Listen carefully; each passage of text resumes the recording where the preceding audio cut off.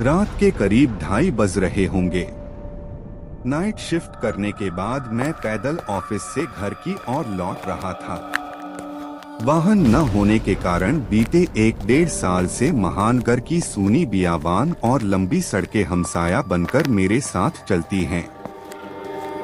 बाप रे, इतनी लंबी लंबी और भूतिया सड़कें खत्म होने का नाम ही नहीं लेती, बस चलती रहती हैं, रुकने का नाम ही नहीं लेती।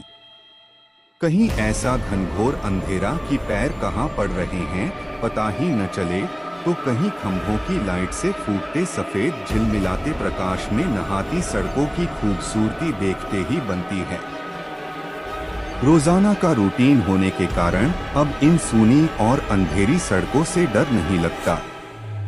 इन्हीं सूने और बियाबान रास्तों पर दिन भर इतना हैवी ट्रैफिक और चहल पहल रहती है कि एक कदम पैदल चलना भी दूभर हो जाए।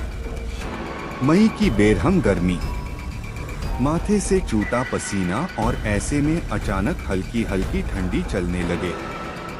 माथे के पसीने से टकराती ठंडी हवा कितनी शीतलता प्रदान करती है। ऐसे में कौन बेवकूफ होगा जिसका मन गुनगुनाने को नहीं करेगा। गुनगुनाते हुआ मैं आगे बढ़ ही रहा था कि अचानक आंखें एक जगह पर जाकर ठिठक गईं। सड़क किनारे एक सभ्य सी अधेड़ महिला खड़ी दिखाई दी। करीब 100 फीट की दूरी रही होगी।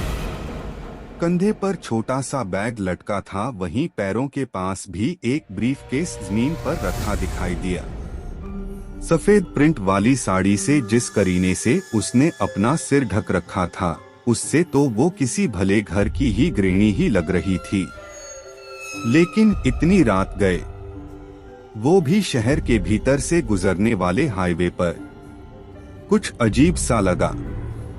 हो सकता है मायके या ससुराल वालों ने बस में बिठा दिया हो और किसी कारण बस लेट होने पर महिला को देर रात यहाँ उतरना पड़ा हो। शायद उसका घर यहीं कहीं आसपास ही होगा, या फिर शायद सवारी ऑटो या रिक्शे का इंतजार कर रही हो। लेकिन इतनी रात गए रिक्शा कहाँ मिलेगा? शायद घर का कोई परिजन गाड़ी लेकर आ रहा होगा। शायद सोचते हुए मैं उसके बहुत करीब आ गया। नजरों से नजरें टकराई, मगर वो जरा भी नहीं झेंपी। मेरी आंखों में बराबर देखती रही। भय का नामो निशान तक नहीं, वरना इतनी अंधेरी और सूनी रात में एक अकेली महिला। कम से कम मुझ जैसे मवाली सरीखे इंसान को देखकर तो डर ही जाए। लेकिन वो तो लगातार घूरती रही, चेहरे पर न कोई हाव न कोई भाव। हाँ, होठों पर मुस्कान बराबर जमी रही।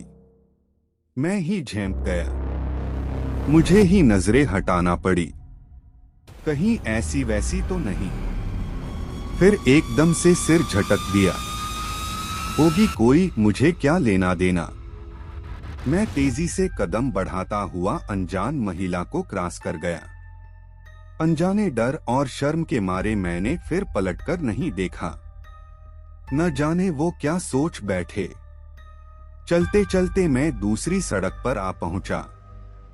अब वो सड़क और महिला पूरी तरह से ओझल हो चुकी थी। कहीं कोई भूत वूत तो नहीं थी। थोड़ी देर पहले भला लगने वाला रास्ता अब भयभीत करने लगा था। मैं जल्द जल्द अपने घर पहुंच जाना चाहता था। इसी तारतम्य में चाल में गजब की तेजी आ गई और बड़े बड़े डग भरने लगा। करीब पौना किमी ही चला था कि अचानक मुंह से चीख से निकल गई। वो महिला करीब 100 गज दूर उसके सामने सड़क किनारे ठीक उसी ढंग से खड़ी दिखाई दी। कंधे पर बैग और जमीन पर ब्रीफकेस। यह कब यहाँ आ गई? एक ही रास्ता तो है। न कोई गाड़ी निकली और न ही वह पैदल दौड़ती हुई मुझसे आगे निकल गई। मेरा पूरा शरीर मारे डर के पसीने से तरबतर हो गया। लगा कि आज की रात आखिरी रात है। वो भूतिया औरत कुछ देर में मुझे चबा चबा कर खा जाएगी। मैं बेतहाशा भागा। इतनी तेज कि पता ही नहीं चला कि वो औरत कब पीछे रह गई। भागता रहा और सीधे घर पर जाकर ही रुका। सांसें धौंकनी सी चल रही थीं। घर के बाहर ही कुछ पल खड़ा रहकर अपनी सांसों पर कंट्रोल किया। अगले दिन शाम करीब 5 बजे ऑफिस पहुंच गया। एक बुजुर्ग कर्मचारी को रात का सारा घटनाक्रम सुना डाला। हंसते हुए बोले, नूर चचा, अरे कहीं बूचड़खाने के पास की बात नहीं कर रहा? बूचड़खाना? मैं बुदबुदाया। हाँ, बूचड़खाना, स्लाटर हाउस, जहां जानवर कटते हैं। बेटा, वो सड़क बहुत खतरनाक है, बहुत हादसे होते हैं वहां। तेज रफ्तार बड़ी गाड़ियों ने बहुत सारे लोगों को कुचला है। सुना है कि कई साल बस का इंतजार कर रही एक औरत को भी एक ट्रक ने रौंद डाला था। तुझे ही नहीं, बहुत सारे लोगों को दिख चुकी है। लेकिन बेटा, भली औरत की रूह लगती है, कभी किसी को नुकसान नहीं पहुंचाती। मैं हैरान था और परेशान भी। अब कैसे निकलूंगा उस रास्ते से रात में पैदल? और एक आत्मा, औरत की रूह से आमना सामना हुआ है मेरा, वो भी भली औरत की रूह।